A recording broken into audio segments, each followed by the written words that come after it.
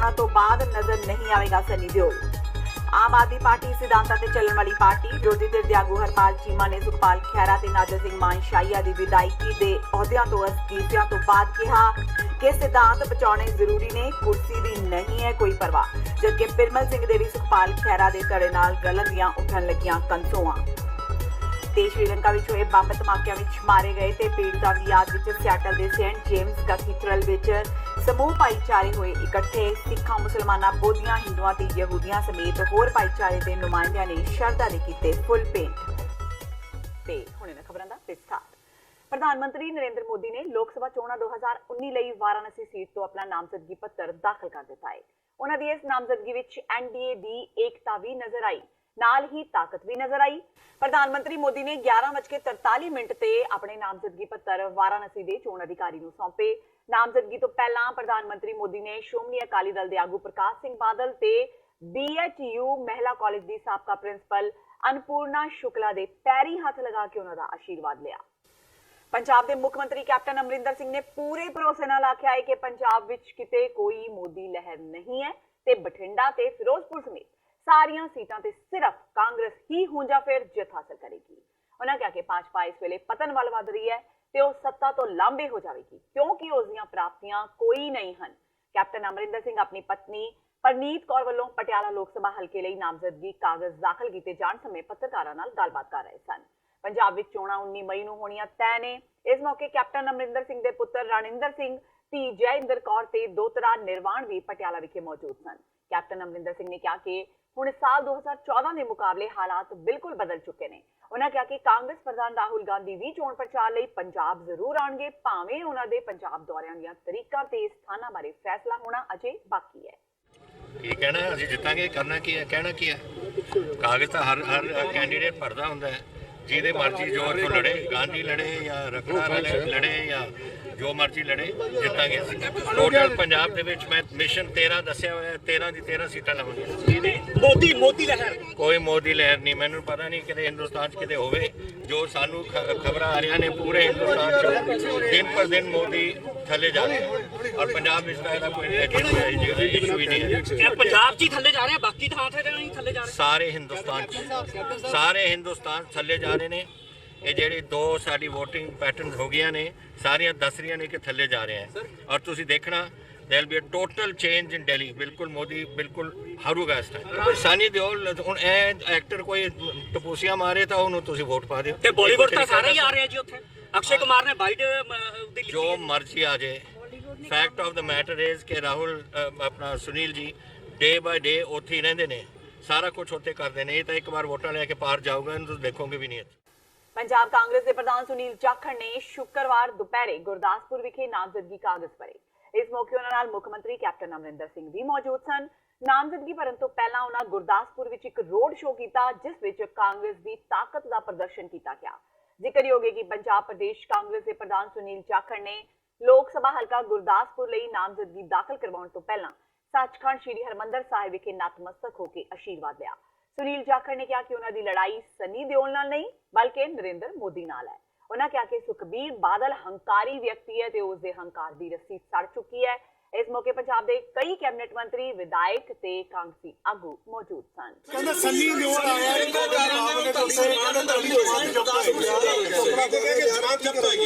ਦੇਖੋ, ਮੈਂ ਕਹਿੰਦਾ ਵੀ ਇੱਥੇ ਤਾਂ ਜਿਹੜੀ ਰੱਸੀ ਜਲ ਗਈ ਹੈ ਸੁਖਬੀਰ ਜੀ ਵਾਲੇ ਅਹੰਕਾਰ ਦੀ ਰੱਸੀ ਜਲ ਗਈ ਹੈ। ਵੱਟ ਨਹੀਂ ਗਏ ਉਹ ਵੱਟ ਗੁਰੂ ਮਹਾਰਾਜ ਦੀ ਕਿਰਪਾ ਨਾਲ ਤੇ ਪੰਜਾਬ ਦੇ ਲੋਕਾਂ ਦੇ ਜਦੋਂ ਹੱਥ ਲੱਗਣਗੇ ਵੱਟ ਵੀ ਨਿਕਲ ਜਾਣਗੇ।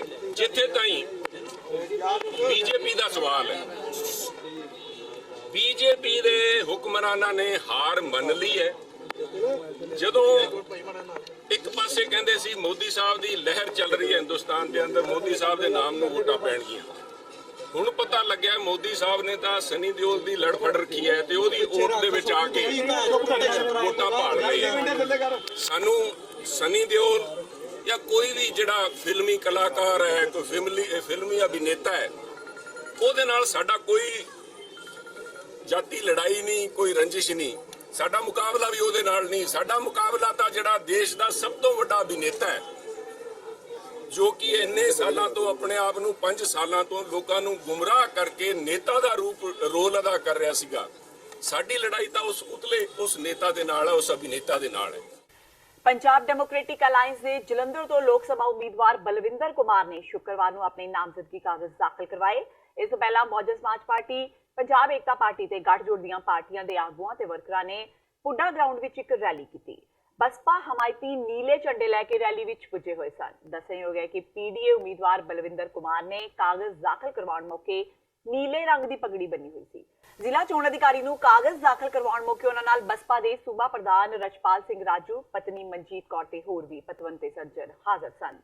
मैं पता कर दूंगा और बहुत सारी लीडरशिप मैं सारे धन्यवादी हाँ और खासकर जो साडी भैन कुमारी मायावती जो राष्ट्रीय प्रधान हैं बहुजन समाज पार्टी के और समूह जी पीडीए लीडरशिप है जिसे सरदार खैरा जी है कम्युनिस्ट पार्टी सारी लीडरशिप वगैरह कासवादी सरदार सिमरजीत सिंह मैन जी, धर्मजीत गांधी जी, इन्होंने सारे का मैं बहुत दिलों धन्यवाद करता भी मैंने इतना बड़ा मौका दिता और मैं विश्वास दिलाना है अपने सारे वर्करां समूह लीडरशिप पर बीएसपी और जलंधर निवासियों भी जो तुसीं मैनूं जिम्मेवारी दी है, जो मौका दिता है, पूरा तय दिलों मैं निभाऊंगा और पूरा तुहाडे विश्वास से खरा उतरूंगा और जी सीट जित के असीं जिहड़े सदियां तो जिहड़े कांग्रेस और अकाली बीजेपी के हथों असीं जिहड़े सालों तो पीड़ित लोग आ उन्हां नूं इंसाफ और उन्हां नूं बेहतर जिंदगी देण दा काम करांगे। ਲੋਕ ਸਭਾ ਹਲਕਾ ਫਿਰੋਜ਼ਪੁਰ ਤੋਂ ਅਕਾਲੀ ਦਲ ਦੇ ਉਮੀਦਵਾਰ ਸੁਖਬੀਰ ਸਿੰਘ ਬਾਦਲ ਨੇ ਆਪਣਾ ਨਾਮਜ਼ਦਗੀ ਪੱਤਰ ਦਾਖਲ ਕਰਵਾ ਦਿੱਤਾ ਹੈ। ਇਸ ਤੋਂ ਪਹਿਲਾਂ ਉਹਨਾਂ ਅੰਮ੍ਰਿਤਸਰ ਸ਼੍ਰੀ ਦਰਬਾਰ ਸਾਹਿਬ ਮੱਥਾ ਟੇਕ ਕੇ ਅਸ਼ੀਰਵਾਦ ਲਿਆ। ਇਸ ਮਗਰੋਂ ਅੰਮ੍ਰਿਤਸਰ ਤੋਂ ਇੱਕ ਵੱਡਾ ਰੋਡ ਸ਼ੋਅ ਕਰਦਿਆਂ ਉਹ ਫਿਰੋਜ਼ਪੁਰ ਪੁੱਜੇ। ਇਸ ਦੌਰਾਨ ਉਹਨਾਂ ਨਾਲ ਹਰਸਿਮਰਤ ਕੌਰ ਬਾਦਲ ਵੀ ਮੌਜੂਦ ਰਹੇ। ਇਸ ਦੌਰਾਨ ਸੁਖਬੀਰ ਬਾਦਲ ਨੇ ਮੁੱਖ ਮੰਤਰੀ ਕੈਪਟਨ ਅਮਰਿੰਦਰ ਸਿੰਘ ਨੂੰ ਖਰੀਆਂ ਸੁਣਾਈਆਂ। ਉਹਨਾਂ ਕਿਹਾ ਕਿ ਕੈਪਟਨ ਆਪਣੀ ਹਾਰ ਮੰਨੀ ਬੈਠੇ ਨੇ ਤੇ ਡਰੇ ਹੋਏ ਨੇ, ਇਸੇ ਲਈ ਹੀ ਆਪਣੇ ਮੰਤਰੀਆਂ ਨੂੰ ਧਮਕਾ ਰਹੇ ਨੇ। ਇਸ ਦੇ ਨਾਲ ਹੀ ਸੁਖਬੀਰ ਨੇ ਕਿਹਾ ਕਿ ਕੈਪਟਨ ਜ਼ੁਬਾਨ ਦੇ ਪੱਕੇ ਨਹੀਂ। ਉਹਨਾਂ ਮੁਤਾਬਕ ਉਹ ਸਨੀ ਦਿਓਲ ਨੂੰ ਲੈ ਕੇ ਕਾਫੀ ਕੌਨਫੀਡੈਂਟ ਨੇ। ਉਹਨਾਂ ਕਿਹਾ ਕਿ ਸਨੀ ਦਿਓਲ ਵਿਨੋਦ ਖੰਨਾ ਵਾਂਗੀ ਮਿਹਨਤ ਤੇ ਲੋਕਾਂ ਦੀ ਸੇਵਾ ਕਰਨਗੇ। ਉਹਨਾਂ ਕਿਹਾ ਕਿ ਸੁਨੀਲ ਜਾਖੜ ਦੀ ਤਾਂ ਜ਼ਮਾਨਤ ਵੀ ਜ਼ਬਤ ਹੋ ਜਾਵੇਗੀ। ਉਹਨਾਂ ਜਾਖੜ ਦੇ ਹਲਕੇ ਵਿੱਚ ਅਕਾਲੀ ਦਲ ਦੀ ਜਿੱਤ ਦਾ ਦਾਅਵਾ ਕੀਤਾ। ਕੈਪਟਨ ਸਾਹਿਬ ਨੇ ਆਪਣੀ ਹਾਰ ਮੰਨ ਲਈ ਹੈ। ਬੰਦਾ ਉਹ ਆਪਣੇ ਵਰਕਰਾਂ ਨੂੰ ਧਮਕਾਉਂਦਾ ਜਿਹੜਾ ਡਰ ਪੈ ਜੇ ਜੀ ਨੂੰ। ਕੈਪਟਨ ਸਾਹਿਬ ਨੂੰ ਡਰ ਪੈ ਗਿਆ ਕਿ ਉਹਨਾਂ ਦੇ ਵਰਕਰ, ਉਹਨਾਂ ਦੇ ਐਮਐਲਏ, ਉਹਨਾਂ ਦੇ ਮੰਤਰੀ ਆਪਣੇ ਆਪਣੇ ਹਲਕੇ ਤੋਂ ਹਾਰ ਰਹੇ ਆ, ਸੋ ਕੈਪਟਨ ਸਾਹਿਬ ਧਮਕਾਉਣ ਲੱਗ ਗਏ ਹੈ। ਮੈਂ ਕੈਪਟਨ ਸਾਹਿਬ ਨੂੰ ਆਹੀ ਬੇਨਤੀ ਕਰਦਾ ਕਿ ਜੋ ਜ਼ਬਾਨ ਕੀਤੀ ਹੈ ਪਰ ਤੁਸੀਂ ਜ਼ਬਾਨ ਦੇ ਪੱਕੇ ਤੋਂ ਹੈ ਨਹੀਂ। ਗੁਟਕਾ ਸਾਹਿਬ ਦੀ ਝੂਠੀ ਸਹੁੰ ਖਾ ਸਕਦੇ ਆ ਤੇ ਆਪਣੀ ਜ਼ਬਾਨ ਦੇ ਪੱਕੇ ਰਹਿਣ, ਕਿਉਂਕਿ ਤੁਹਾਨੂੰ ਵੀ ਆਪਣੀ ਮੁੱਖ ਮੰਤਰੀ ਛੱਡਣੀ ਪੈਣੀ ਹੈ। ਪਟਿਆਲਾ ਹਲਕੇ ਤੋਂ ਉਹਨਾਂ ਦੀ ਧਰਮ ਪਤਨੀ ਹਾਰ ਰਹੀ ਹੈ। ਸੀ ਮੈਂ ਇੰਨਾ ਕਹਿ ਸਕਦਾ ਕਿ ਜਿਵੇਂ ਵਿਨੋਦ ਖੰਨਾ ਜੀ ਨੇ ਬੜੀ ਡੈਡੀਕੇਟਡਲੀ ਕੰਮ ਕੀਤਾ, ਆਪਣੇ ਇਲਾਕੇ ਦੇਖੋ ਲਗਾਤਾਰ ਜਿੱਤਦੇ ਰਹੇ ਹੈ, ਕਿਤੇ ਹਾਰੇ ਨਹੀਂ। ਉਹ ਲਗਾਤਾਰ ਜਿੱਤ ਕੇ ਉਹਨਾਂ ਨੇ ਕੰਮ ਕੀਤੇ, ਪੁਲ ਬਣਾਏ। ਮੈਨੂੰ ਪੂਰੀ ਆਸ ਹੈ ਸਨੀ ਦਿਓਲ ਜੀ ਵੀ ਐਵੇਂ ਮਿਹਨਤ ਕਰਨਗੇ ਪੰਜਾਬ, ਕਿਉਂਕਿ ਸਨੀ ਦਿਓਲ ਜੀ ਪੰਜਾਬ ਦੇ ਜੰਪਲ ਹੈ, ਪੰਜਾਬੀ ਹੈ, ਸੋ ਇਸ ਕਰਕੇ ਸਾਨੂੰ ਜ਼ਿਆਦਾ ਮਾਣ ਹੈ।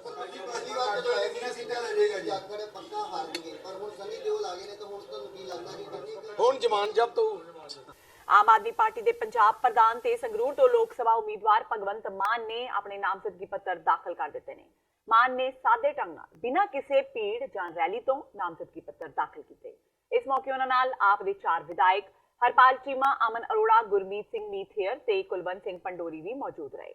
ਮਾਨ ਨੇ ਨਾਮਜ਼ਦਗੀ ਦਾਖਲ ਕਰਨ ਮਗਰੋਂ ਆਪਣੀ ਜਿੱਤ ਦਾ ਦਾਅਵਾ ਕੀਤਾ।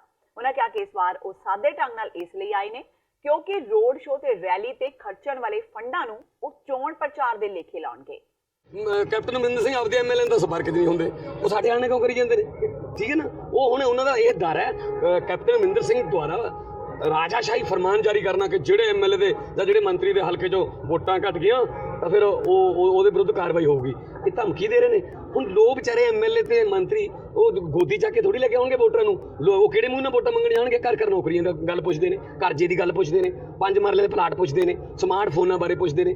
ਠੀਕ ਹੈ ਨਾ, ਜੇ ਵੋਟਾਂ ਘਟਣ ਨਾਲ ਕਿਸੇ ਹਲਕੇ 'ਚੋਂ ਕਿਸੇ ਐਮਐਲਏ ਤੇ ਜਾਂ ਮੰਤਰੀ ਤੇ ਕਾਰਵਾਈ ਹੁੰਦੀ ਹੈ, ਫਿਰ 2014 'ਚ ਉਹਨਾਂ ਦੀ ਪਤਨੀ ਹਾਰ ਗਈ ਸੀ ਪਟਿਆਲੇ ਤੋਂ, ਕੈਪਟਨ ਸਾਹਿਬ ਉੱਤੇ ਕਾਰਵਾਈ ਹੋਈ ਨਹੀਂ ਫਿਰ। ਠੀਕ ਹੈ, ਕੈਪਟਨ ਸਾਹਿਬ ਦੀ ਘਬਰਾਹਟ ਹੀ ਹੈ ਜਿਹੜੇ ਇੱਥੇ ਆ ਕੇ ਕੇਵਲ ਢਿੱਲੋਂ ਹੋਰਾਂ ਦੇ ਫੰਕਸ਼ਨ 'ਚ ਕਹਿ ਰਹੇ ਸੀ ਕਿ ਮੈਨੂੰ ਇੱਕ ਵਾਰੀ ਫੇਰ ਆਉਣਾ ਪਊ ਇੱਥੇ ਕਿਉਂਕਿ ਇੱਥੇ ਭਗਵੰਤ ਮਾਨ ਹੈ। ਮੈਂ ਕੈਪਟਨ ਸਾਹਿਬ ਤੁਹਾਨੂੰ ਇਕੱਲਿਆਂ ਨੂੰ ਨਹੀਂ, ਇੱਥੇ ਸੋਨੀਆ ਗਾਂਧੀ ਤੇ ਰਾਹੁਲ ਗਾਂਧੀ ਨੂੰ ਵੀ ਆਉਣਾ ਪਊ, ਓਬਾਮੇ ਨਾਲ ਵੀ ਗੱਲ ਕਰ ਲਓ, ਟਰੰਪ ਨਾਲ ਵੀ ਗੱਲ ਕਰ ਲਓ, ਕਿਉਂਕਿ ਤੁਹਾਡਾ ਮੁਕਾਬਲਾ ਭਗਵੰਤ ਮਾਨ ਨਾਲ ਹੀ, ਤੁਹਾਡਾ ਮੁਕਾਬਲਾ ਸੰਗਰੂਰ ਦੇ ਲੋਕਾਂ ਨਾਲ। ਪਿੰਡਾਂ ਦੇ ਵਿੱਚ ਜੋ ਰਿਸਪੌਂਸ ਹੈ ਤੁਹਾਨੂੰ ਸ਼ਾਇਦ ਤੁਹਾਡੇ ਕੋਲ ਆਉਂਦੀਆਂ ਹੋਣਗੀਆਂ ਰਿਪੋਰਟਾਂ, ਤੁਸੀਂ ਵੀ ਹਰ ਰੋਜ਼ ਸਰਵੇ ਕਰਦੇ ਰਹਿੰਦੇ ਹੋ। ਪਹਿਲਾਂ ਨਾਲੋਂ 2014 ਨਾਲੋਂ ਵੀ ਜ਼ਿਆਦਾ ਵੱਡੇ ਮਾਰਜਨ ਦੇ ਨਾਲ ਆਮ ਆਦਮੀ ਪਾਰਟੀ ਸੰਗਰੂਰ ਤੋਂ ਜਿਹੜਾ ਹੈ ਉਹ ਲੋਕ ਸਭਾ 'ਚ ਜਾ ਰਹੀ ਹੈ ਔਰ ਸੰਗਰੂਰ ਦੇ ਲੋਕ ਜਿਹੜੇ ਨੇ ਉਹ ਆਪਣਾ ਰਿਕਾਰਡ ਸੁਧਾਰ ਰਹੇ ਨੇ ਕਿਉਂਕਿ ਤੋੜਿਆ ਕਿਸੇ ਹੋਰ ਦਾ ਜਾਂਦਾ ਹੈ। ਪਹਿਲੇ ਹੀ ਸੰਗਰੂਰ ਦੇ ਨਾਮ ਹੈ, ਇਸ ਵਾਰ ਰਿਕਾਰਡ ਜਿਹੜਾ ਹੈ ਉਹ 23 ਮਈ ਨੂੰ ਸੁਧਾਰਿਆ ਜਾਊ। ਤੇ ਹੁਣ ਵੇਲਾ ਹੋ ਗਿਆ ਬ੍ਰੇਕ ਦਾ। ਬਾਕੀ ਦੀਆਂ ਖਬਰਾਂ ਇਸ ਬ੍ਰੇਕ ਤੋਂ ਬਾਅਦ।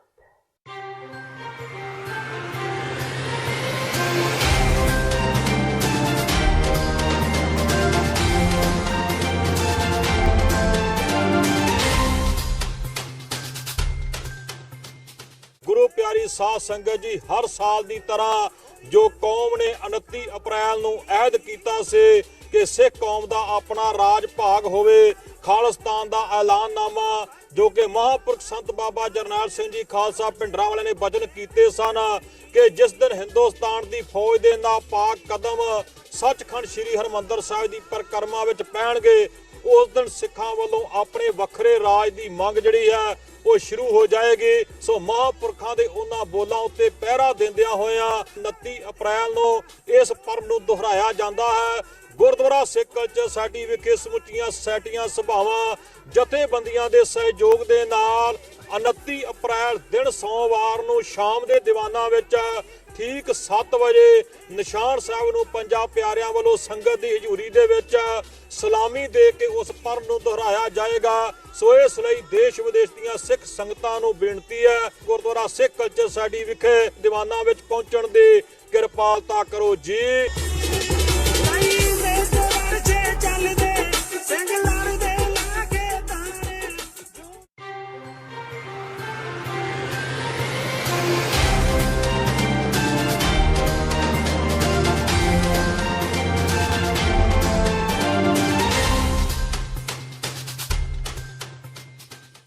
ਬ੍ਰੇਕ ਤੋਂ ਬਾਅਦ ਟੀਵੀ 84 ਦੇ ਖਬਰਾਂ ਦੇ ਬੁਲੇਟਿਨ ਵਿੱਚ ਸਵਾਗਤ ਹੈ। ਵਧਦੇ ਹਾਂ ਅਗਲੀ ਖਬਰ ਵੱਲ।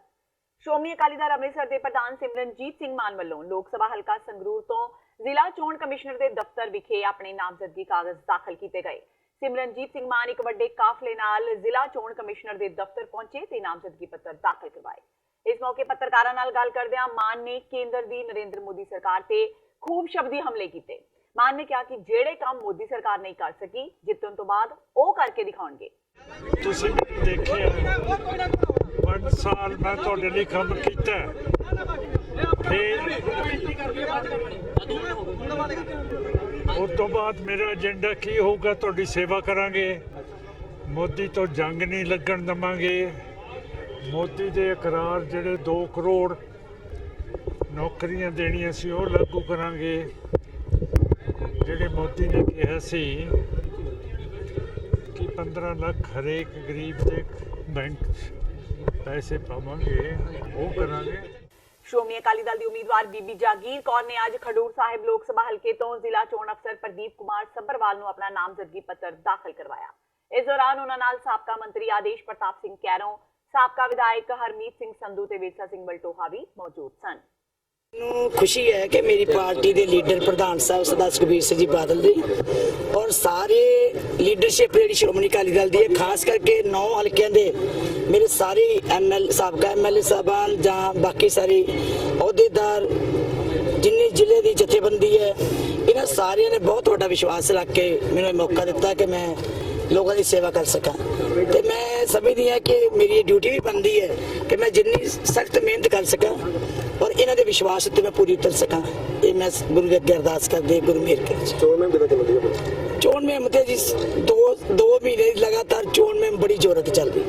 ਹਰ ਵਰਕਰ, ਹਰ ਸਾਡਾ ਸਾਬਕਾ ਮੰਤਰੀ, ਸਾਬਕਾ ਐਮਐਲਏ ਜਾਂ ਜਿੰਨੀ ਵੀ ਸ਼੍ਰੋਮਣੀ ਅਕਾਲੀ ਦਲ ਭਾਰਤੀ ਜਨਤਾ ਪਾਰਟੀ ਦੀ ਜਥੇਬੰਦੀ ਹੈ, ਸਿਰ ਤੋੜ ਯਤਨ ਕਰ ਰਹੀ ਹੈ ਔਰ ਘਰ ਘਰ ਵਿੱਚ ਉਹਨਾਂ ਨੇ ਸੁਨੇਹਾ ਪਹੁੰਚਾ ਦਿੱਤਾ ਕਿ ਅਸੀਂ ਸ਼੍ਰੋਮਣੀ ਅਕਾਲੀ ਦਲ ਭਾਰਤੀ ਜਨਤਾ ਪਾਰਟੀ ਦੇ ਉਮੀਦਵਾਰ ਨੂੰ ਅਸੀਂ ਵੋਟਾਂ ਪਾਉਣੀਆਂ। ਤੁਸੀਂ ਆਪਣਾ ਮੁਕਾਬਲਾ ਕਿਵੇਂ ਕਰਦੇ ਹੋ? ਦੇਖੋ, ਜਿਹੜੀਆਂ ਪਾਰਟੀਆਂ ਖੜੀਆਂ ਹੁੰਦੀਆਂ ਉਹ ਮੁਕਾਬਲੇ ਦੀ ਖੜੀਆਂ ਹੁੰਦੀਆਂ। ਦੇਖੋ, ਲੋਕ ਬੜੇ ਸਿਆਣੇ ਆ ਜੀ, ਲੋਕ ਹਮੇਸ਼ਾ ਪਾਰਟੀਆਂ ਨੂੰ ਵੋਟ ਪਾਉਂਦੇ ਆ ਤੇ ਜਿਹੜੀ ਪਾਰਟੀ ਕੋਈ ਨਵੀਂ ਆਜ਼ਾਦ ਖਲੋ ਜਾਂਦੀ ਹੈ, ਲੋਕ, ਮੈਂ ਤੇ ਖਾਸ ਕਰਕੇ ਮੈਂ ਆਪਣੇ ਇਲਾਕੇ 'ਚ ਦੇਖਿਆ ਔਰ ਪੰਜਾਬ 'ਚ ਦੇਖਿਆ ਕਿ ਜਿਹੜੀ ਆਜ਼ਾਦ ਕੋਈ ਪਾਰਟੀ ਹੋਵੇ ਜਾਂ ਕੋਈ ਨਵੀਂ ਪਾਰਟੀ ਬਣਦੀ ਹੈ, ਲੋਕਾਂ ਨੇ ਕਦੀ ਉਹਨੂੰ ਬਹੁਤਾ ਐਂਟਰਟੇਨ ਨਹੀਂ ਕੀਤਾ। ਮਾਨਸਾ ਤੋਂ ਵਿਧਾਇਕ ਨਾਜਰ ਸਿੰਘ ਮਾਨਸ਼ਾਹੀਆ ਦੇ ਅਸਤੀਫੇ ਪਿੱਛੋਂ ਸੁਖਪਾਲ ਖਹਿਰਾ ਨੇ ਸਪੀਕਰ ਨੂੰ ਆਪਣਾ ਅਸਤੀਫਾ ਸੌਂਪ ਦਿੱਤਾ ਹੈ। ਇਸ ਪਿੱਛੋਂ ਆਮ ਆਦਮੀ ਪਾਰਟੀ ਦੀ ਵਿਰੋਧੀ ਧਿਰ ਦੇ ਲੀਡਰ ਦੀ ਕੁਰਸੀ ਤੇ ਖਤਰੇ ਦੇ ਬੱਦਲ ਮੰਡਰਾ ਰਹੇ ਨੇ। ਇਸ ਤੇ ਵਿਰੋਧੀ ਧਿਰ ਦੇ ਲੀਡਰ ਹਰਪਾਲ ਚੀਮਾ ਨੇ ਕਿਹਾ ਕਿ ਆਮ ਆਦਮੀ ਪਾਰਟੀ ਅਸੂਲਾਂ ਦੀ ਪਾਰਟੀ ਹੈ। ਉਹਨਾਂ ਕਿਹਾ ਕਿ ਕੁਰਸੀ ਜਾਂਦੀ ਹੈ ਤਾਂ ਜਾਏ, ਪਰ ਉਹ ਆਪਣੇ ਅਸੂਲ ਨਹੀਂ ਛੱਡਣਗੇ। ਦੱਸ ਦਈਏ ਕਿ ਮਾਨਸਾ ਤੋਂ ਵਿਧਾਇਕ ਨਾਜਰ ਸਿੰਘ ਮਾਨਸ਼ਾਹੀਆ ਕਾਂਗਰਸ ਵਿੱਚ ਸ਼ਾਮਿਲ ਹੋ ਗਏ ਨੇ। ਉਹਨਾਂ ਪਾਰਟੀ ਤੋਂ ਅਸਤੀਫਾ ਦੇ ਦਿੱਤਾ ਹੈ। ਦੇਖੋ ਬੜਾ ਸਪਸ਼ਟ ਆ, ਜਿਹੜੇ ਲੋਕ ਆਮ ਆਦਮੀ ਪਾਰਟੀ ਟਿਕਟ ਤੇ ਜਿੱਤੇ ਸੀਗੇ, ਪੰਜਾਬੀਆਂ ਨੂੰ ਵਿਸ਼ਵਾਸ ਪ੍ਰਗਟ ਕੀਤਾ ਸੀਗਾ, ਉਹ ਹੁਣ ਜਿਹੜਾ ਹੈਗਾ ਆਪਣੇ ਲਾਲਚ ਖਾਤਰ, ਪੈਸੇ ਖਾਤਰ ਜਿਹੜਾ ਹੈਗਾ ਆਪਣੇ ਆਮ ਆਦਮੀ ਪਾਰਟੀ ਛੱਡ ਕੇ ਜਾ ਰਹੇ ਨੇ। ਉਹਨਾਂ ਲਾਲਚ ਸਪਸ਼ਟ ਦੇ ਰਿਹਾ ਹੈਗਾ। ਲੋਕ ਜਿਹੜੇ ਹੈਗੇ ਨੂੰ ਸਬਕ ਸਿਖਾਉਣਗੇ ਔਰ ਆਮ ਆਦਮੀ ਪਾਰਟੀ ਦਾ ਅੱਜ ਵੀ ਵਲੰਟੀਅਰ ਵੀ ਖੜੇ ਨੇ, ਲੋਕ ਵੀ ਖੜੇ ਨੇਗੇ। ਔਰ ਜਦੋਂ ਵੀ ਉਹ ਲੋਕ ਦੁਬਾਰਾ ਬਾਈ ਇਲੈਕਸ਼ਨ ਚ ਆਉਣਗੇ, ਲੋਕ ਉਹਨਾਂ ਦੀ ਸੀਟਾਂ ਤੋਂ ਹਰਾਉਣਗੇ, ਕਿਉਂਕਿ ਇਹਨਾਂ ਲੋਕਾਂ ਨੇ ਪੰਜਾਬ ਦੇ ਲੋਕਾਂ ਨਾਲ ਗਦਾਰੀ ਕੀਤੀ ਆ, ਪੰਜਾਬ ਦੇ ਲੋਕਾਂ ਨਾਲ ਧੋਖਾ ਕੀਤਾ ਗਾ। ਪੰਜਾਬ ਦੇ ਲੋਕਾਂ ਨੇ ਤੀਜਾ ਬਦਲਾਅ ਉਸਾਰਿਆ ਸੀ, ਉਹਨੂੰ ਤੋੜਨ ਦੀ ਕੋਸ਼ਿਸ਼ ਇਹ ਪਹਿਲਾਂ ਵੀ ਲੱਗੇ ਹੋਏ ਤੇ ਜਿਹੜਾ ਖਹਿਰਾ ਗਾ ਇਹਨੇ ਆਪਣਾ ਗਰੁੱਪ ਬਣਾ ਕੇ ਤੋੜਨ ਦੀ ਕੋਸ਼ਿਸ਼ ਕੀਤੀ ਸੀ। ਪਰ ਲੇਕਿਨ ਪੰਜਾਬ ਦੇ ਲੋਕ ਅਰਵਿੰਦ ਕੇਜਰੀਵਾਲ ਨੂੰ ਅੱਜ ਵੀ ਪਿਆਰ ਕਰਦੇ ਨੇ। ਪੰਜਾਬ ਦੇ ਲੋਕ ਅੱਜ ਵੀ ਅਰਵਿੰਦ ਕੇਜਰੀਵਾਲ ਨਾਲ ਖੜੇ ਨੇਗੇ ਔਰ ਖੜੇ ਰਹਿਣਗੇ। ਇਸ ਤੋਂ ਪਹਿਲਾਂ ਅਰਵਿੰਦ ਕੇਜਰੀਵਾਲ ਜੀ ਨੇ ਆਪਣੀ 49 ਦਿਨ ਦੀ ਸਰਕਾਰ ਜਿਹੜੀ ਹੈਗੀ ਸੀਗੀ ਉਹ ਵੀ ਛੱਡੀ ਸੀਗੀ। ਅਸੀਂ ਸਿਧਾਂਤ ਨਹੀਂ ਛੱਡਦੇ, ਅਸੀਂ ਕੁਰਸੀ ਛੱਡ ਸਕਦੇ ਹਾਂ, ਸਿਧਾਂਤਾਂ ਦੇ ਨਾਲ ਖੜੇ ਹਾਂ ਔਰ ਖੜੇ ਰਹਾਂਗੇ। ਉਧਰ ਆਮ ਆਦਮੀ ਪਾਰਟੀ ਦੇ ਭਦੌੜ ਤੋਂ ਵਿਧਾਇਕ ਪਿਰਮਲ ਸਿੰਘ ਸੁਖਪਾਲ ਖਹਿਰਾ ਦੀ PEP ਵਿੱਚ ਸ਼ਾਮਿਲ ਹੋ ਸਕਦੇ ਨੇ। ਪਿਰਮਲ ਸਿੰਘ ਨੇ ਆਮ ਆਦਮੀ ਪਾਰਟੀ ਦੀ ਹਾਈ ਕਮਾਂਡ ਤੇ ਏਜੰਡੇ ਤੋਂ ਭਟਕਣ ਦੇ ਦੋਸ਼ ਲਗਾਏ। ਪਿਰਮਲ ਸਿੰਘ ਅੱਜ ਸੁਖਪਾਲ ਖਹਿਰਾ ਨਾਲ ਉਹਨਾਂ ਦੇ ਨਾਮਾਂਕਣ ਮੌਕੇ ਹਾਜ਼ਰ ਸਨ। ਤੁਸੀਂ ਆਪ ਦੇ ਜਿਹੜੇ ਚੁਣੇ ਹੋਏ ਨੁਮਾਇੰਦੇ ਹੋ, ਆਪ ਵੱਲੋਂ ਤੁਸੀਂ ਵਿਧਾਇਕ ਸਪੋਰਟ ਤੁਸੀਂ ਪੰਜਾਬ ਏਕਤਾ ਪਾਰਟੀ ਨੂੰ ਕਰ ਰਹੇ ਹੋ। ਦੇਖੋ ਲੋਕਾਂ ਨੇ ਜਿਹੜਾ ਹੈਗਾ ਸੀਟਾਂ ਤਾਂ ਹੁਣ ਟਿਕਟਾਂ ਤਾਂ ਜਿਹੜੀਆਂ ਆਮ ਆਦਮੀ ਪਾਰਟੀ ਨੇ 117 ਵੰਡੀਆਂ ਸੀ ਨਾ, ਤੇ ਜਿਹੜੀਆਂ ਮਤਲਬ ਆਈਆਂ ਸਿਰਫ ਉਹ 20, ਠੀਕ ਹੈ ਨਾ। ਸੋ ਆਮ ਆਦਮੀ ਪਾਰਟੀ ਨੇ ਟਿਕਟ ਤਾਂ ਜ਼ਰੂਰ ਦਿੱਤੀ ਹੈਗੀ, ਪਰ ਜਿਤਾਇਆ ਮੈਨੂੰ ਲੋਕਾਂ ਨੇ ਹੈਗਾ। ਤੇ ਅੱਜ ਵੀ ਸਾਡੇ ਹਲਕੇ ਦੇ ਭਦੌੜ ਦੇ ਲੋਕ ਵੀ ਵੱਡੀ ਗਿਣਤੀ ਦੇ ਵਿੱਚ ਇੱਧਰ ਸਮਰਥਨ ਰੱਖਦੇ ਨੇ, ਇੱਧਰ ਆਪਣੀ ਵਿਚਾਰਧਾਰਾ ਇਹਨਾਂ ਦੇ ਨਾਲ ਮੇਲ ਖਾਂਦੀ ਹੈਗੀ ਉਹਨਾਂ ਦੀ। ਸੋ ਸਾਡੀ ਜਿਹੜੀ ਇਹਨਾਂ ਦੀ ਪੂਰੀ ਵਿਸ਼ ਹੈ, ਸਾਡੀ ਮਤਲਬ ਦੁਆ ਹੈ ਕਿ ਵੀ ਇਹ ਸਕਸੈਸਫੁਲ ਹੋਏ, ਕਾਮਯਾਬ। ਲੋਕਾਂ ਨੂੰ ਇੱਕ ਵਾਰੀ ਫੇਰ ਮੌਕਾ ਮਿਲਿਆ ਕਿ ਪੰਜਾਬ ਨੂੰ ਬਚਾਉਣ ਦੇ ਲਈ ਤੇ ਕੋਈ ਧਿਰ ਖੜੀ ਹੋਈ ਆ ਤਾਂ ਉਹਦਾ ਸਪੋਰਟ ਉਹ ਕਰ ਰਹੇ ਨੇ। ਭਵਿੱਖ 'ਚ ਤੁਹਾਡਾ ਹੈ ਇਰਾਦਾ ਇੱਧਰ ਆਉਣ ਦਾ? ਬਿਲਕੁਲ, ਕਦੋਂ ਸਮਾਂ ਆਊਗਾ, ਸਮਾਂ ਤਾਂ ਹੁਣ ਦੇਖੋ ਕਦੋਂ ਵੀ ਹੋ ਸਕਦਾ, ਆਈ ਪਿਆ ਹੈਗਾ। ਪਿਛਲੇ ਦਿਨੀ ਸ਼੍ਰੀਲੰਕਾ ਵਿੱਚ ਈਸਟਰ ਵਾਲੇ ਦਿਨ 3 ਚਰਚਾਂ ਤੇ 3 ਹੋਟਲਾਂ ਵਿੱਚ ਅਤਿਅੰਤ ਦੁਖਦਾਇਕ ਹਮਲੇ ਹੋਏ ਸਨ, ਜਿਸ ਵਿੱਚ ਵੱਡੀ ਗਿਣਤੀ ਵਿੱਚ ਬੇਕਸੂਰ ਨਿਹੱਥੇ ਤੇ ਮਾਸੂਮ ਲੋਕ ਮਾਰੇ ਗਏ ਸਨ। ਇਹਨਾਂ ਧਮਾਕਿਆਂ ਵਿੱਚ ਜਾਨਾਂ ਗਵਾਉਣ ਵਾਲੇ ਲੋਕਾਂ ਦੇ ਪਰਿਵਾਰਾਂ ਨਾਲ ਹਮਦਰਦੀ ਪ੍ਰਗਟ ਕਰਨ ਲਈ ਤੇ ਉਹਨਾਂ ਨੂੰ ਸ਼ਰਧਾਂਜਲੀ ਭੇਂਟ ਕਰਨ ਲਈ ਹੋਰਨਾਂ ਥਾਵਾਂ ਦੀ ਤਰ੍ਹਾਂ ਸੇਂਟ ਜੇਮਸ ਕੈਥੀਡਰਲ ਸਿਆਟਲ ਵਿੱਚ ਵੀ ਇੱਕ ਪ੍ਰੋਗਰਾਮ ਰੱਖਿਆ ਗਿਆ, ਜਿਹੜਾ ਕਿ ਇੱਕ ਚਰਚ ਵਿੱਚ ਸੀ। ਇਸ ਸਮਾਗਮ ਵਿੱਚ ਹਰ ਧਰਮ ਦੇ ਲੋਕਾਂ ਨੇ ਪਹੁੰਚ ਕੇ ਮਰਨ ਵਾਲਿਆਂ ਦੇ ਪਰਿਵਾਰਾਂ ਨਾਲ ਹਮਦਰਦੀ ਪ੍ਰਗਟ ਕੀਤੀ ਤੇ ਵਾਹਿਗੁਰੂ ਜੀ ਦੇ ਚਰਨਾਂ ਵਿੱਚ ਅਰਦਾਸ ਕੀਤੀ ਕਿ ਅਜਿਹੇ ਹਮਲੇ ਕਰਨ ਵਾਲਿਆਂ ਤੇ ਰਹਿਮਤ ਕਰਨ ਤੇ ਉਹਨਾਂ ਨੂੰ ਸੁਮੱਤ ਬਖਸ਼ਣ। ਹਰ ਬੁਲਾਰੇ ਨੇ ਭਾਈਚਾਰਕ ਸਾਂਝ ਬਣਾਏ ਰੱਖਣ ਦਾ ਸੁਨੇਹਾ ਦਿੱਤਾ। ਬਹੁਤੇ ਬੁਲਾਰਿਆਂ ਨੇ ਇੱਕ ਗੱਲ ਬੜੇ ਸੁਚੱਜੇ ਤੇ ਚੋਣਵੇਂ ਸ਼ਬਦਾਂ ਵਿੱਚ ਕੀਤੀ ਕਿ ਅਸੀਂ ਸਾਰੇ ਇੱਕ ਅਕਾਲ ਪੁਰਖ ਦੇ ਬੱਚੇ ਹਾਂ। ਅੱਜ ਅਸੀਂ ਸਾਰੀਆਂ ਕਮਿਊਨਿਟੀਜ਼ ਇੱਥੇ ਸੇਂਟ ਜੇਮਸ ਕੈਥੀਡਰਲ ਜਿਹੜਾ ਸਿਆਟਲ ਦੇ ਵਿੱਚ ਹੈਗਾ ਉੱਥੇ ਇਕੱਠੀਆਂ ਹੋਈਆਂ ਤਾਂ ਕਿ ਅਸੀਂ ਸਾਰੇ ਸ਼੍ਰੀਲੰਕਾ ਦੇ ਵਿੱਚ ਜਿਹੜੀ ਹਾਦਸਾ ਹੋਇਆ, ਜਿੱਥੇ ਵਾਇਲੈਂਸ ਹੋਈ ਹੈ, ਉਹਨਾਂ ਸਾਰੇ ਲੋਕਾਂ ਨੂੰ, ਉਹਨਾਂ ਬੱਚਿਆਂ ਨੂੰ, ਮਾਪਿਆਂ ਨੂੰ, ਭੈਣਾਂ ਭਰਾਵਾਂ ਨੂੰ ਯਾਦ ਕਰੀਏ ਜਿਹੜੇ ਉੱਥੇ ਸ਼ਹੀਦ ਹੋਏ ਨੇ ਤੇ ਉਹਨਾਂ ਨੂੰ ਸ਼ਰਧਾਂਜਲੀ ਭੇਟ ਕਰਨ ਲਈ ਇੱਥੇ ਸਾਰੇ ਡਿਫਰੈਂਟ ਜਿਹੜੇ ਧਰਮ ਹੈਗੇ ਨੇ ਉਹ ਇਕੱਠੇ ਹੋ ਕੇ ਅੱਜ ਇੱਕ ਇੰਟਰਫੇਥ ਜਿਹੜੀ ਪ੍ਰੇਅਰ ਸੀਗੀ ਉਹਦੇ ਵਿੱਚ ਅਸੀਂ ਸਾਰੇ ਸ਼ਾਮਲ ਹੋਏ। We're all part of the same family. We belong to the same family. We worship the same God. And I think God weeps at times like this, and we maybe need to weep along with God as we face our own failings, our own sins, and find the way forward, and the way to forgive too in the face of such atrocities. But we have to find that, don't we? So it was beautifully symbolized, I think, by the presence of so many different faith traditions. We discover our oneness at times like this that too often we forget. Absolutely. Thank you so much for opening the doors. Thank you so much. Thank you for coming. ਇਸ ਸਮਾਗਮ ਵਿੱਚ ਹੋਰਨਾਂ ਧਰਮਾਂ ਦੇ ਮੁਕਾਬਲੇ ਸਿੱਖਾਂ ਦੀ ਗਿਣਤੀ ਨਾ ਦੇ ਬਰਾਬਰ ਸੀ। ਡਾਕਟਰ ਜਸਮੀਤ ਸਿੰਘ ਪਰਿਵਾਰ ਸਮੇਤ ਓਲੰਪੀਆ ਤੋਂ ਕੋਈ 60 ਮੀਲ ਦਾ ਸਫ਼ਰ ਕਰਕੇ ਪਹੁੰਚੇ ਹੋਏ ਸਨ, ਪਰ ਸਿਆਟਲ ਵਿੱਚੋਂ ਉਹ 1.25 ਲੱਖ ਖਾਲਸਾ ਹੀ ਸਨ। ਇਹ ਗੱਲ ਕਾਫੀ ਰੜਕਦੀ ਰਹੀ। ਅਸੀਂ ਜਾਤੀ ਵਿਤਕਰੇ ਦੀ ਦੁਹਾਈ ਤਾਂ ਦਿੰਦੇ ਰਹਿੰਦੇ ਹਾਂ, ਪਰ ਡਾਲਰਾਂ ਦੀ ਦੌੜ ਪਿੱਛੇ ਬਣਦੇ ਫਰਜ਼ ਨਿਭਾਉਣ ਵੱਲ ਕਦੇ ਧਿਆਨ ਨਹੀਂ ਦਿੰਦੇ। ਸਤਿਗੁਰ ਰਹਿਮਤ ਕਰਨ, ਸਾਨੂੰ ਹੱਕਾਂ ਦੇ ਨਾਲ ਨਾਲ ਫਰਜ਼ਾਂ ਦਾ ਵੀ ਅਹਿਸਾਸ ਹੋਵੇ। I'm so thankful that all of our friends from the Sikh community, from Muslim community, Buddhist community, Hindu community, and so many others were here today to be with all of us Christians who are grieving the loss of all those people in Sri Lanka. And we all just hope that out of all of our deep faith tradition, we can all remember that we're human beings and that there is one creator of all of us and we're all part of one human family. Yeah, thank you again for the cathedral here for inviting us for this beautiful mass. It's a real shame that we have to meet as an interfaith community in tragic occasions like this. I wish there were happier moments when we can get together to celebrate things, but unfortunately over the last several years, one incident or the other is happening. It's just, it's a shame, and I don't know words. It's really hard to describe, the pain that we all feel when things like this happen. So, but thank you for the community support. It's friendships and support like this that makes it all bearable. That we have friends like who stand with us at times like this. We are gathered here today to mourn the lives lost. We're 350 now in Sri Lanka. And to say as an interfaith community that we have to stand together. We have to stand together against hate and for love, because it's common to all of us. It's what we did when an injury happens to any of our communities. So because many of the victims were Catholic, we found that this was the place to stand today. Seattle ਤੋਂ ਸਤਪਾਲ ਸਿੰਘ ਪੁਰੇਵਾਲ ਦੇ ਨਾਲ TV 84 ਤੇ ਇਹ ਸਨ ਹੁਣ ਤੱਕ ਦੀਆਂ ਖਬਰਾਂ। ਜਾਂਦੇ ਇੱਕ ਵਾਰ ਫੇਰ ਨਜ਼ਰ ਮਾਰਦੇ ਹਾਂ ਮੁੱਖ ਖਬਰਾਂ ਤੇ। ਪ੍ਰਧਾਨ ਮੰਤਰੀ ਨਰਿੰਦਰ ਮੋਦੀ ਨੇ ਵਾਰਾਣਸੀ ਤੋਂ ਭਰਿਆ ਆਪਣਾ ਨਾਮਾਂਕਨ। ਐਨਡੀਏ ਦੀ ਸਮੁੱਚੀ ਲੀਡਰਸ਼ਿਪ ਨਾਲ ਰਹੀ ਮੌਜੂਦ। ਨਾਮਜ਼ਦਗੀ ਤੋਂ ਪਹਿਲਾਂ ਮੋਦੀ ਨੇ ਪ੍ਰਕਾਸ਼ ਸਿੰਘ ਬਾਦਲ ਤੇ DHU ਮਹਿਲਾ ਕਾਲਜ ਦੀ ਸਾਬਕਾ ਪ੍ਰਿੰਸੀਪਲ ਅਨਪੂਰਨਾ ਸ਼ੁਕਲਾ ਦੇ ਪੈਰੀ ਹੱਥ ਲਗਾ ਕੇ ਲਿਆ ਆਸ਼ੀਰਵਾਦ। ਪੰਜਾਬ ਵਿੱਚ ਵੀ ਨਾਮਜ਼ਦਗੀਆਂ ਦਾ ਦੌਰ ਰਿਹਾ ਜਾਰੀ। ਸੁਖਬੀਰ ਬਾਦਲ, ਸੁਨੀਲ ਜਾਖੜ, ਸੁਖਪਾਲ ਖਹਿਰਾ, ਭਗਵੰਤ ਮਾਨ, ਸਿਮਰਨਜੀਤ ਸਿੰਘ ਮਾਨ ਸਮੇਤ ਕਈ ਦਿੱਗਜਾਂ ਨੇ ਭਰੀਆਂ ਨਾਮਜ਼ਦਗੀਆਂ। ਆਪੋ ਆਪਣੀ ਜਿੱਤ ਦੇ ਕੀਤੇ ਦਾਅਵੇ, ਵਿਰੋਧੀ ਪਾਰਟੀਆਂ ਤੇ ਕੀਤੇ ਹਮਲੇ। ਕੈਪਟਨ ਨੇ ਫਿਰ ਕੀਤਾ ਮੋਦੀ ਦੀ ਲਹਿਰ ਨਾ ਹੋਣ ਦਾ ਦਾਅਵਾ। ਪੰਜਾਬ ਦੀਆਂ 13 ਦੀਆਂ 13 ਸੀਟਾਂ ਤੇ ਕਾਂਗਰਸ ਦੀ ਜਿੱਤ ਲਈ ਪੂਰੀ ਤਰ੍ਹਾਂ ਆਸਵੰਦ ਨੇ ਕੈਪਟਨ। ਸੁਨੀਲ ਜਾਖੜ ਦੇ ਵਿਰੁੱਧ ਲੜ ਰਹੇ ਕਲਾਕਾਰ ਸਨੀ ਦਿਓਲ ਨੂੰ ਦੱਸਿਆ ਬਾਹਰੀ ਵਿਅਕਤੀ। ਕਿਹਾ ਚੋਣਾਂ ਤੋਂ ਬਾਅਦ ਨਜ਼ਰ ਨਹੀਂ ਆਵੇਗਾ ਸਨੀ ਦਿਓਲ।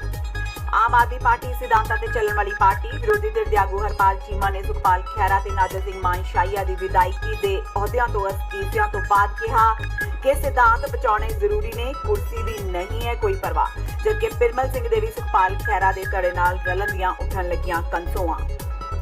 ਤੇ ਸ਼੍ਰੀਲੰਕਾ ਵਿੱਚ ਹੋਏ ਬੰਬ ਧਮਾਕਿਆਂ ਵਿੱਚ ਮਾਰੇ ਗਏ ਤੇ ਪੀੜਤਾਂ ਦੀ ਯਾਦ ਵਿੱਚ ਸਿਆਟਲ ਦੇ ਸੇਂਟ ਜੇਮਸ ਕੈਥੀਡਰਲ ਵਿੱਚ ਸਮੂਹ ਭਾਈਚਾਰੇ ਹੋਏ ਇਕੱਠੇ। ਸਿੱਖਾਂ, ਮੁਸਲਮਾਨਾਂ, ਬੋਧੀਆਂ, ਹਿੰਦੂਆਂ ਤੇ ਯਹੂਦੀਆਂ ਸਮੇਤ ਹੋਰ ਭਾਈਚਾਰੇ ਦੇ ਨੁਮਾਇੰਦਿਆਂ ਨੇ ਸ਼ਰਧਾ ਦੇ ਕੀਤੇ ਫੁੱਲ ਪੇਂਟ। ਇਸ ਦੇ ਨਾਲ ਹੀ TV 84 ਦਾ ਖਬਰਾਂ ਦਾ ਇਹ ਬੁਲੇਟਿਨ ਖਤਮ ਹੁੰਦਾ ਹੈ। ਮੈਨੂੰ ਹਰਪ੍ਰੀਤ ਕੌਰ ਨੂੰ ਦਿਓ ਇਜਾਜ਼ਤ। ਸਤਿ ਸ਼੍ਰੀ ਅਕਾਲ।